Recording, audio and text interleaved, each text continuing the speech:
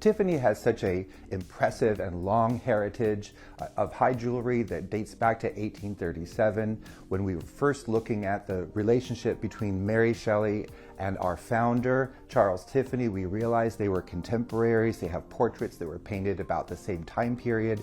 And so we found that there was a lot of connective tissue between this period and the founding of our company.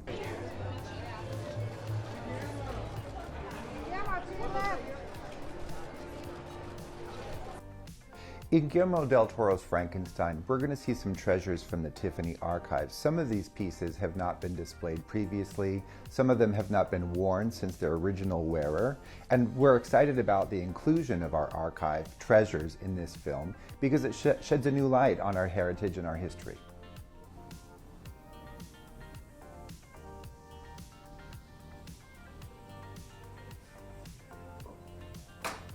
In the film, you're going to see some treasures such as a lava stone necklace from about 1870.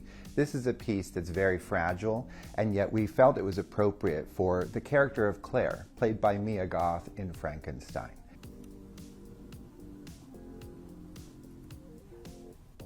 Some of the pieces were deemed too fragile to really be worn on the film.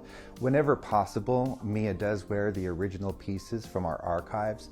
But for example, the lava stone necklace, if one of those pieces were to fall or to be harmed, it's really an irreplaceable necklace. So we didn't want to take that risk. And so we worked with the Tiffany Jewelry Design Innovation Workshop to high resolution scan the piece and recreate it so it could be safely worn on set.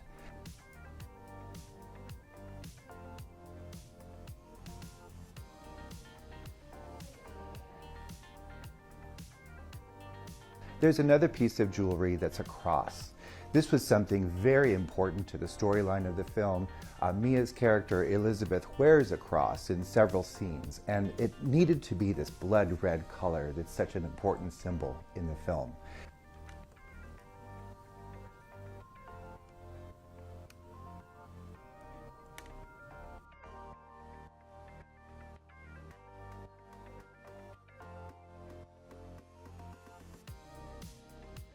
Guillermo wanted us to find a beautiful dark red cross.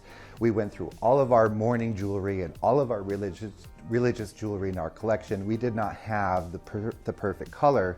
And so what we did was Kate Hawley partnered with our gemology team to identify a beautiful material, carnelian, and a cross was constructed with that carnelian and garnets and rubies and some accents in enamel so that we could actually realize the design exactly as she and Guillermo had dreamt up.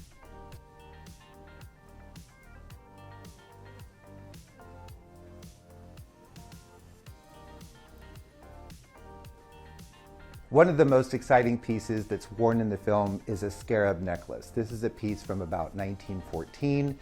It was designed by Meta Overbeck under the direction of Louis Comfort Tiffany, son of our founder, and his exploration of nature and his kind of scientific love of nature and exploring nature and looking to recreate effects of nature felt like a parallel with the story of Frankenstein.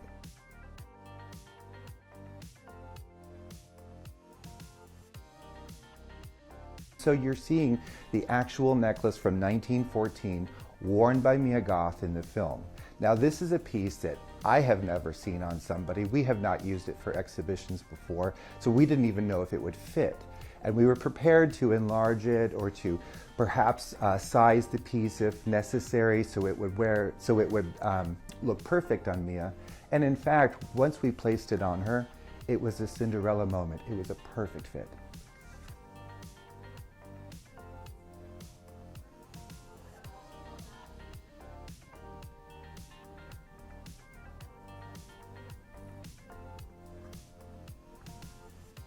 Starting in 1961 with Breakfast at Tiffany's, also a translation of a literary text to film. We've been involved in others such as The Great Gatsby, Death on the Nile, and of course now Frankenstein. All are great examples of literary classics translated onto the big screen.